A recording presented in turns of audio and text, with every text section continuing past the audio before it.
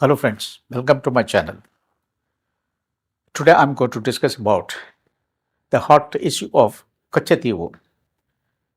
In the past few weeks, in most of the media, including social media, the island Katchatheevu is discussed. I would like to say a few words about this island for the benefit of common man in common man's English language. Katchatheevu is a very tiny island located between India and Sri Lanka, 33 kilometers from Rameswaram coast and 24 kilometers from Sri Lankan coast. This is a volcanic island. It's a barren island. Total surface area is only 285 acres. There is no fresh water available in this island. Historically, this island was initially owned by the kingdom of Jaffna. Later on, it came to be owned by Zamindar of Ramanathapuram. Then for a short period, it was annexed to the presidency of Madras.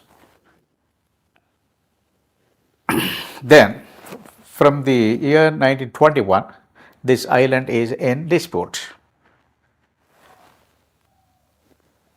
The fact is that there was an agreement between India and Sri Lanka in the year 1974. Madam Indira Gandhi was the Prime Minister of India at that time. Sirimao Bandaranaike was the Prime Minister of Sri Lanka at that time. They entered into an agreement. They signed an agreement. According to that agreement, the island Katchatheevu went to Sri Lanka. That is, India gave up its claim of right over the island Katchatheevu in favor of Sri Lanka. Somehow, the Sri Lankan Prime Minister convinced or brainwashed the Indian Prime Minister and got the island to their country.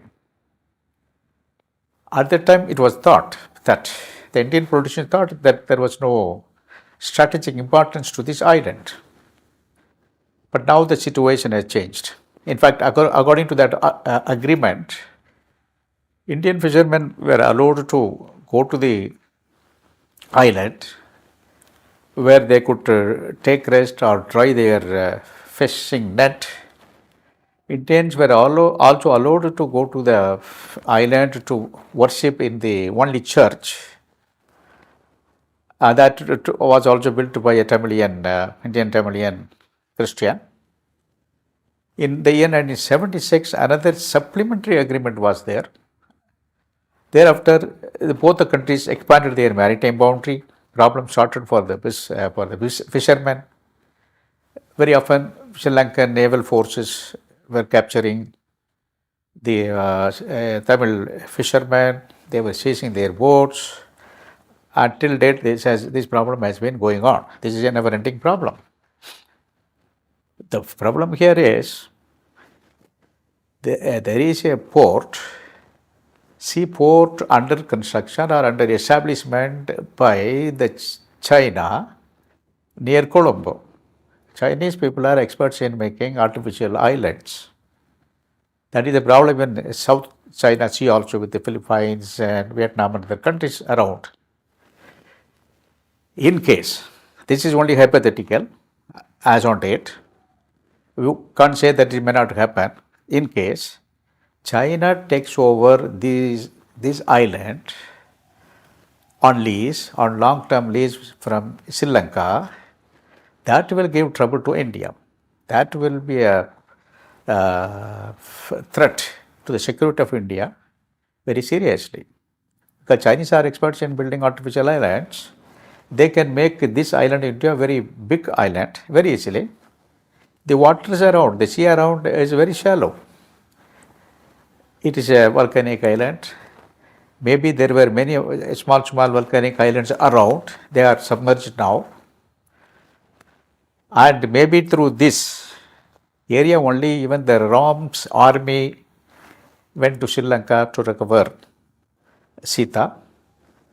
About 1,25,000 years back, Sri Lanka and India were a single landmass.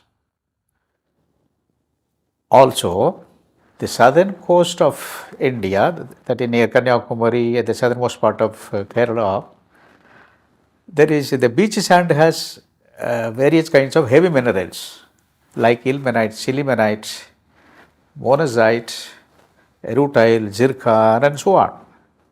They are very important minerals. Some of them are critical minerals. Like zircon is used in nuclear fuel complex. Sillimanite, ilmenite is used for making solar cells. Monazite has thorium. Thorium is a radioactive mineral. The southernmost part of India, the Western Ghat hills have these minerals. They are eroded by weather, by water, by rain, etc. These minerals are taken into the sea. Later, these minerals are deposited on the sea coast.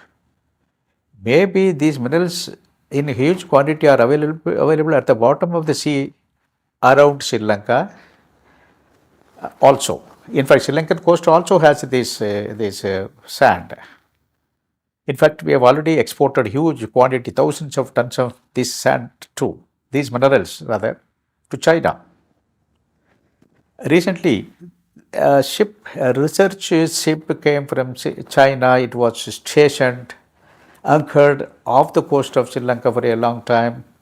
Many speculations were there regarding their purpose. Somebody said they came to monitor the satellite launch from Sriharikota. It could be anything. According to me, there is huge quantity of rather millions of tons of polymetallic nodules at the sea bottom of Bay of Bengal. All these, we have so many rivers carrying water into Bay of Bengal from the Indian subcontinent, starting from Brahmaputra, Ganges to Kaveri and Tamraparani. These rivers not only carry water, they also carry thousands and thousands of tons of various minerals. These minerals go to the sea bottom and get settled there as polymetallic nodules. So these are the polymetallic nodules. The polymetallic nodules contains iron, manganese, nickel, chromium, and various other very important economic minerals. Maybe after, this deposition is going on for the past 300, 400 million years, ever since Bengal was formed. Maybe after 30 years, we'll have to depend on these minerals for our mineral resources. These minerals are much more in quantity than the minerals we are finding on India's subcontinent's surface, terrestrial area. The Chinese ship may have come to this area to study these polymetallic nodules. Also, I am told that the Chinese are experts in mining polymetallic nodules from sea bottom. We don't know. This is my speculation. So it gains importance from this point of view also that we get back the island Katchatheevu at the earliest. Only to make this issue aware to the common man, in common man's language, that is common man's English. I have discussed about this. These are my personal opinion only. Hope it is understood a bit. If you find the video will be useful to you, give like, subscribe, and share the video to your friends and relatives. Thank you very much.